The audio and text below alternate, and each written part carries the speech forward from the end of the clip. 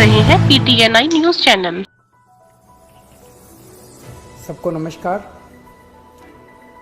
आज जो ऐलान मैं करने जा रहा हूँ उसका असर केवल दिल्ली की शिक्षा व्यवस्था नहीं, मैं समझता हूँ कि भविष्य में हमारे देश की शिक्षा व्यवस्था पर भी बहुत गहरा असर पड़ने वाला है। आज हम लोगों ने दिल्ली की कैबिनेट में Delhi board of school education के गठन की अप्रूवल दे दी है। दिल्ली में अलग से अब एक Delhi board of school education बनाया जाएगा। ये कोई मामूली बोर्ड शिक्षा बोर्ड नहीं है। जैसे हर राज्य का अपना एक शिक्षा बोर्ड होता है, तो ऐसा नहीं है कि अब दिल्ली में हमारी सरकार है तो हमने तय किया कि हम भी एक अपना अलग शिक्षा बोर्ड बनाएंगे। ऐसा नहीं है। ये शिक्षा बोर्ड बनाने की ज़रूरत क्यों पड़ी और इस शिक्षा बोर्ड के ज़रिए हम क्या हासिल करना चाहते हैं। पूरा देश देख रहा है कि पिछले 6 साल के अंदर दिल्ली की शिक्षा व्यवस्था के अंदर क्रांतिकारी परिवर्तन हुए हैं।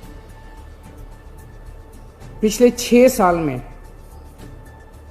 सबसे पहले हमने ये यात्रा शुरू की कि हमने दिल्ली के बजट का लगभग 25% हर वर्ष बजट का 25% पैसा शिक्षा के ऊपर खर्च करना चालू कर दिया। इससे क्या हुआ?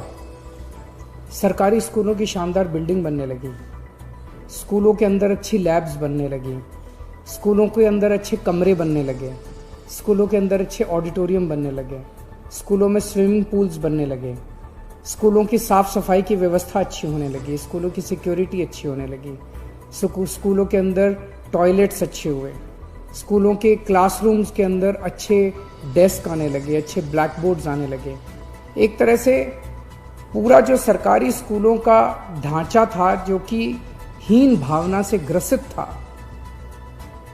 प्राइवेट स्कूलों के अंदर अच्छा इंफ्रास्ट्रक्चर होता था, सरकारी स्कूलों के बच्चों के अंदर एक हीन भावना होती थी। जब सरकारी स्कूलों पे हमने 25% बजट खर्च करना चालू किया तो सरकारी स्कूलों का पूरा काया पलट होने लगा। दूसरा बड़ा परिवर्तन हमने किया कि अपने टीचर्स को और प्रिंसिपल्स को बहुत बड़े स्तर के ऊपर हमने ट्रेनिंग करने के लिए भेजा। हमने उन्हें कैम्ब्रिज भेजा, सिंगापुर भेजा, फिनलैंड भेजा, अमेरिका भेजा, कनाडा भेजा, IIM लखनऊ भेजा, IIM अहमदाबाद भेजा। हमारे ढेर सारे टीचर्स और प्रिंसिपल्स वहाँ से ट्रेनिंग करके लौटे। हमने अपने बच्चों को फॉरेन भेजना चालू किया। हमने अपने बच्चों को केमिस्ट्री, फिजिक्स, मैथ्स के ओलंपियाड के लिए विदेशों में भेजा। हमारे बच्चों ने भारत का नेतृत्व किया और कई जगहों से हमारे दिल्ली के बच्चे मेडल जीत के लौटे। जब ये टीचर्स और बच्चे वापस लौटे तो इनके अंदर एक जबरदस्त आत्मविश्वास था और कुछ कर गुजरने की इच्छा थी। तीसरा हमने बड़ा परिवर्तन किया कि हमने अपने प्रिंसिपल्स को एम्पावर किया। अभी तक हर स्कूल के अंदर दिल्ली सरकार का डायरेक्टोरेट ऑफ एजुकेशन का बहुत ज्यादा इंटरफेरेंस होता था, छोटी छोटी चीजों के ऊपर। स्कूल में कुछ भी खरीदना है, स्कूल में कुछ भी रिपेयर कराना है, सरकार से परमिशन लो। कई कई टीचर्स की पोस्ट कई सालों तक खाली पड़ी रहती थी। अब हमने प्रिंसिपल को पावर दे दी। प्रिंसिपल की पावर 5,000 रुपये से बढ़ा के 50,000 रुपये कर दी और उसको पावर दे दी कि अगर सरकार किसी टीचर की अपॉइंटमेंट रेगुलर नहीं कर पा रही तो वो एक सेशन के लिए बाहर से किसी टीचर की अपॉइंटमेंट करके अपना बच्चों की पढ़ाई सफर नहीं होनी चाहिए। हमने हर स्कूल के अंदर एस्टेट मैनेजर्स की नियुक्ति की। कई नए नए प्रयोग किए गए। सरकारी स्कूलों के बारे में कहा जाता है कि 5वीं क्लास तक भी बच्चे आते आते उनको ना अपनी किताब पढ़नी आती है, ना अपना एक लाइन पढ़नी आती है, ना गणित के बेसिक क्वेश्चंस आते हैं। उनको तैयार करने के लिए हमने मिशन चुनौती और मिशन बुनियाद जैसे कार्यक्रम, नए नए प्रयोग शुरू किए। हैप्पीनेस करिकुलम लेके आए, जिससे बच्चों को मेडिटेशन कराना सिखाते हैं, बच्चों के इंटरपर्सनल रिलेशंस, अपने माँ बाप के साथ, अपने परिवार के साथ, अपने दोस्तों के साथ रिश्ते अच्छे होते हैं। बच्चों के इमोशनल नीड्स पूरे होते हैं। हैप्पीनेस करिकुलम लेके आए, एंटरप्रेन्योरशिप करिकुलम लेके आए। तो इस तरह से कई सारे प्रयोग पिछले 6 साल के अंदर किए गए, जिसकी वजह से आज दिल्ली के सरकारी स्कूलों के नतीजे 98% आने लगे हैं। प्राइवेट स्कूलों से ज़्यादा नतीजे आने लगे हैं। हमारे बच्चों का इंजीनियरिंग में, मेडिकल में, बड़े बड़े अच्छे अच्छे कॉलेजेस के अंदर एडमिशन होने लगे हैं। पेरेंट्स को भरोसा हो गया है कि अब हमारे बच्चे सरकारी स्कूलों के अंदर, उनका भविष्य सुरक्षित है।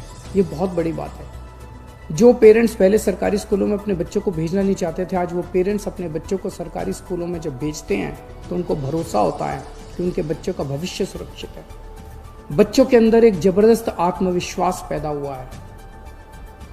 अब अगला स्टेप लेने का समय आया है।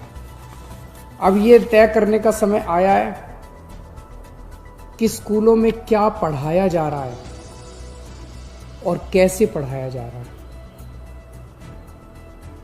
हम शिक्षा क्यों देते हैं अपने बच्चों को? हम शिक्षा देते हैं 3 कारणों से, और अब वो तीनों लक्ष्य, ये जो Delhi board of school education बनाया जा रहा है, ये 3 लक्ष्य पूरे करेगा। पहला लक्ष्य, हमें ऐसे बच्चे तैयार करने हैं जो कट्टर देशभक्त हों, जो अपने देश के लिए मर मिटने का जज्बा रखते हों। हमारे बच्चे हमारे देश का भविष्य हैं। हमें ऐसे बच्चे तैयार करने हैं जो आने वाले समय में हर क्षेत्र के अंदर इस देश की जिम्मेदारी अपने कंधों पे उठाने के लिए तैयार हों। उन्हें तैयार करना पड़ेगा अपने बच्चों को, चाहे वो साइंस का क्षेत्र हो, चाहे टेक्नोलॉजी का क्षेत्र हो, चाहे बिजनेस का क्षेत्र हो, चाहे व्यापार का क्षेत्र हो, चाहे राजनीति का क्षेत्र हो, चाहे सामाजिक क्षेत्र हो। हर क्षेत्र के अंदर हमारे बच्चे देश की जिम्मेदारी उठाने के लिए तैयार हों। ऐसे बच्चे हमारी शिक्षा तैयार करेगी। अब